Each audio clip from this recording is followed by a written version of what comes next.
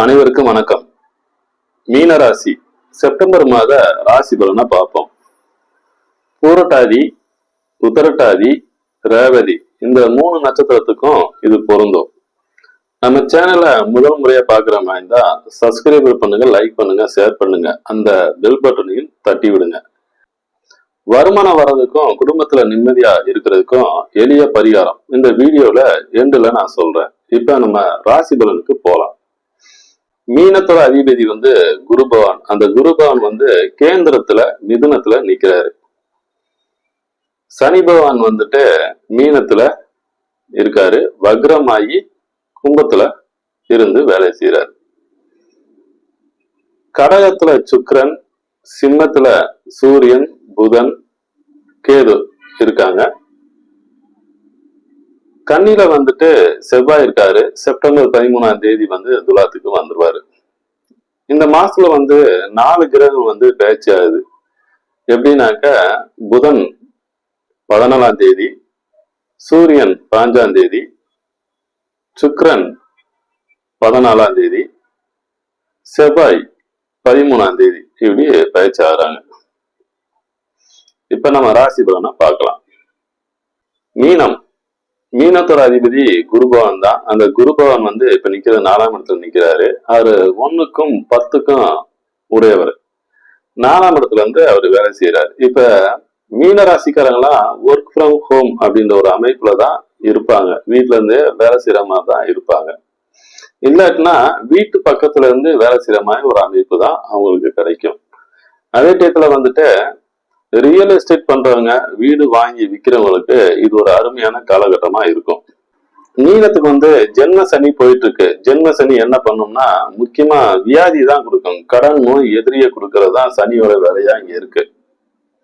இந்த சனி பகவான் என்ன மாதிரி நோயை கொடுப்பார் அப்படின்னாக்க, ஒரு சிலருக்கு இந்த மாசத்துல ஸ்கின் டிசீஸ கொடுப்பாரு. அதே டயத்துல ஹீட் சம்பந்தப்பட்ட நோயை அதிகமா கொடுப்பாரு இந்த சனி பயிற்சி முடிகிற வரைக்கும். அதே டயத்துல மர்ம உறுப்புல அலர்ஜி இல்லாட்டியா அதுல ஏதாவது ஒரு வியாதியா அவரு கொடுப்பாரு. இதுல மட்டும் கொஞ்சம் கவனமா இருங்க. தனவாக்கு குடும்பம் சொல்றது 2ஆம் இடம். அந்த 2ஆம் இடத்து அதிபதி செவ்வாய். செவ்வாய் எங்க இருக்காருன்னா மீன ராசிக்கு 7ஆம் இடத்துல இருக்காரு. அதே டயத்துல அவரு 9ஆம் அதிபதியாவும் இருக்காரு. இப்ப 2ஆம் இடம்ன்றது 7ஆம் இடத்துல நிக்கிறாரு. அப்ப என்னன்னா நண்பர் மூலியமா இல்லாட்டி மனைவி மூலியமா கட்டாயம் வருமானம் வரும். எப்படின்னா நண்பர் மூலியம் வருமானம் எப்படி அப்படின்னாக்க, ஒரு நண்பர் சொல்லி ஒரு கம்பெனிக்கு வேலைக்கு போறது, இல்லாட்டினா ஒரு ஆர்டர் எடுத்து கொடுக்கறது, இந்த மாதிரி விஷயங்கள் நண்பர் மூலியமா ஒரு இன்கம் கிடைக்கும். அதே டயத்துல என்னன்னா அது சுமூகமா நடக்குன்னா அது கொஞ்சம் பிரச்சனை தான். ஏன்னா சனியோட பார்வையில செவ்வாய் பகவான் இருக்காரு. இந்த காலகட்டத்துல கட்டாயம் குடும்பத்திலையும் நண்பர்களையும் பிரச்சனையும் வரதா செய்யுது. இது ரெண்டுமே கலந்த ஒரு அமைப்பா தான் இருக்கும். செப்டம்பர் 13ஆம் தேதிக்கு அப்புறம் அது நன்மையா மாறும். கணவன் மனைவிக்குள்ள இருக்க பிரச்சனை செப்டம்பர் 13ஆம் தேதிக்கு அப்புறம் நார்மல் ஸ்டேஜ் வந்துடும். கூட்டு தொழில், நண்பர்கள் இவங்க கூட இருக்க பிரச்சனை எல்லாம் ஒரு மாற்றத்தை உருவாக்கும். இப்ப 3ஆம் அதிபதியும் 8ஆம் அதிபதியும் சுக்கிரன் தான். அவர் எங்க இருக்காருன்னா 5ஆம் இடத்துல இருக்காரு. 3ஆம் இடம் முயற்சி ஸ்தானம்னாலும் 5ஆம் இடம் உத்தர பாக்கியத்தை சொல்றது, பூர்வீகத்தை சொல்றது. 8ஆம் இடமாவும் இருக்கும். இப்ப பூர்வீக இடத்துக்கு போறதுல பிரச்சனை இருக்கும். பூர்வீக சொத்துல பிரச்சனை இருக்கும். அதே டயத்துல குழந்தைகள் ஏதாவது ஒரு விஷயத்த வேணும்னு கேட்டு அடம் பிடிச்சிட்டு இருப்பாங்க. அவங்களுக்கு வாங்கி தர கெப்பாசிட்டி தான் இருப்பாங்க. ஏன்னா 5ஆம் இடம் குழந்தைய சொன்னா கூட 12ஆம் இடம் குருவா இருக்காரு. அப்ப என்னன்னாக்க குழந்தைக்காக சுப விரயம் இவங்க எல்லாம் பண்ணுவாங்க இந்த மீன ராசிக்காரங்கன்னா அப்படின்னு ஒரு அமைப்பு. இந்த மீன ராசிக்காரங்களோட உடன்பிறப்பு 3ஆம் இடம்ன்றது உடன்பிறப்பை சொல்றதும், அதே இது கீர்த்தி புகழையும் சொல்றதும். அது 8ஆம் இடத்துக்கு கனெக்ட் ஆகும்போது உடன்பிறப்புகள்கிட்ட சின்ன சின்ன மனஸ்தாபனம் வரும். நம்மளுடைய புகழுக்கும் மரியாதைக்கும் பங்கம் அளிக்கிற மாதிரி சில விஷயங்களும் நடக்கதா செய்யும். அதுல நம்ம கவனமா இருந்துக்கணும். ரோகாதிபதி சூரியன் தான். அந்த சூரியன் அவர் வீட்டுல ஆட்சியாவே இருக்காரு. சிம்மத்திலேயே இருக்காரு. அவர் கூட கேதுவும் சேர்ந்து இருக்காரு. இந்த டயத்துல ஸ்கின் டிசீஸ் சம்பந்தப்பட்ட நோய்கள் வர்றதுக்கு வாய்ப்புகள் இருக்கு. இது செப்டம்பர் 5ஆம் தேதிக்கு அப்புறம் இது மாறிடும். 4ஆம் அதிபதியும் 7ஆம் அதிபதியும் புதன் தான். அந்த புதன் 6ஆம் இடத்துல இருக்காரு. அப்ப இந்த காலகட்டத்துல வீடு வாங்க முயற்சி பண்ணலாம். 4ஆம் இடத்துல குரு பகவான் இருக்காரு. லோனும் கட்டாயம் கிடைக்கும். அது எப்ப கிடைக்கும்னா செப்டம்பர் 5க்கு அப்புறம் வந்து கட்டாயம் லோன் கிடைக்கும் உங்களுக்கு. 7ஆம் இடம் அப்படின்றது சூழ்நிலையை சொல்றதுதான். அப்ப என்ன 4ஆம் இடம் வீடு, வண்டி, வாகனம், தாயாரு, உடல்நிலை இதெல்லாம் வந்து செப்டம்பர் 5ஆம் தேதிக்கு அப்புறம் சரியாகும்.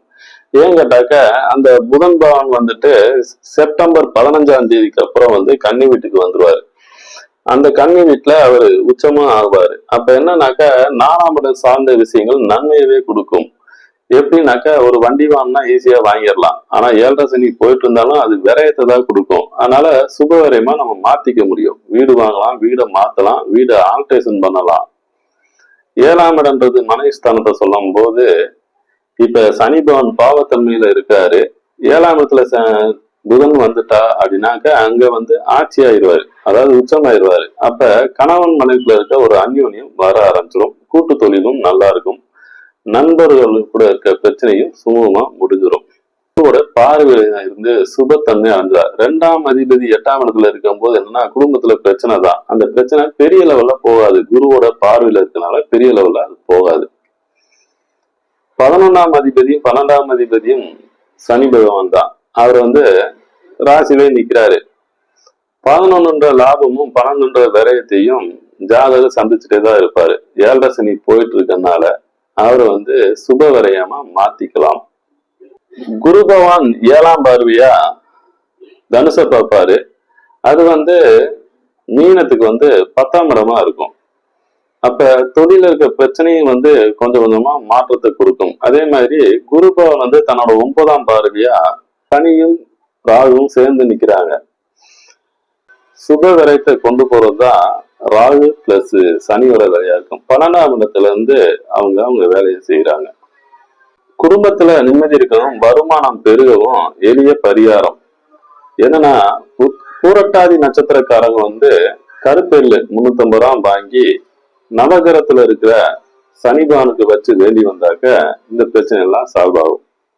உத்தரட்டாதி நட்சத்திரக்காரங்க வந்துட்டு பச்சைப்பயிறு 350 ரூபாய் வாங்கிட்டு நவகிரகத்துல இருக்கிற புதன் பவனுக்கு வச்சு வேண்டி வந்தீங்கன்னாக்க படிப்படியா வந்து வருமானம் பெருகும், குடும்பத்துல நிம்மதியே இருக்கும். ரேவதி நட்சத்திரக்காரங்க வந்துட்டு கொள்ளு 350 ரூபாய் வாங்கி நவகிரகத்துல இருக்கிற கேதுவானுக்கு வச்சு வேண்டி வந்தீங்கன்னாக்க படிப்படியா வருமானம் உயரும், குடும்பத்துல நிம்மதியா இருக்கும். இதெல்லாம் எப்ப பண்றது அப்படின்னாக்க பௌர்ணமி அன்னைக்கு பண்ணீங்கன்னாக்க சிறப்பா இருக்கும். நன்றி, வணக்கம்.